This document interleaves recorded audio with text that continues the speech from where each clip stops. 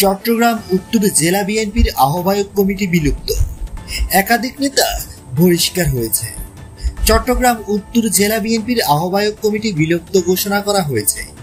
একই সঙ্গে দলীয় শৃঙ্খলা ভঙ্গ ও সহিংস কর্মকাণ্ড যুক্ত থাকার অভিযোগে উপজেলা ও পৌর বিএনপির একাধিক নেতাকে বহিষ্কার করেছে বিএনপি। মঙ্গলবার 29 জুলাই বিএনপির সিনিয়র যুগ্ম মহাসচিব অ্যাডভোকেট রুহুল কবির রিজভী আলাদা দুটি প্রেস বিজ্ঞপ্তিতে এ তথ্য জানায়। অচিরেই চট্টগ্রাম উত্তর জেলা বিএনপির নতুন আহ্বায়ক কমিটি গঠন করা হবে বলেও জানান রিজভী।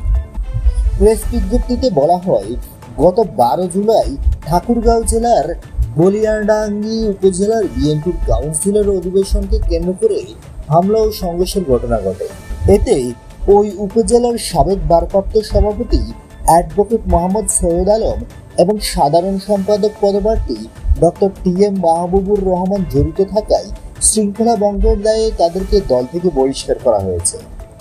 এছাড়াও দলীয় কর্মকাণ্ডে বিশৃঙ্খলা সৃষ্টির অভিযোগে চট্টগ্রাম উত্তর জেলা বিএনপির যুগ্ম আহ্বায়ক নুরুল আমিন চেয়ারম্যান, মিরসরাই উপজেলা বিএনপির সাবেক সদস্য সচিব গাজী নিজামুদ্দিন, বারোয়ারহাট পৌর বিএনপির সাবেক আহ্বায়ক দিদারুল ইসলাম মিয়াজি, যুবদল নেতা সিরাজুল ইসলাম ও কামাল উদ্দিনকে দলীয় প্রাথমিক সদস্য সহ সকল পদ থেকে বহিষ্কার করা হয়েছে।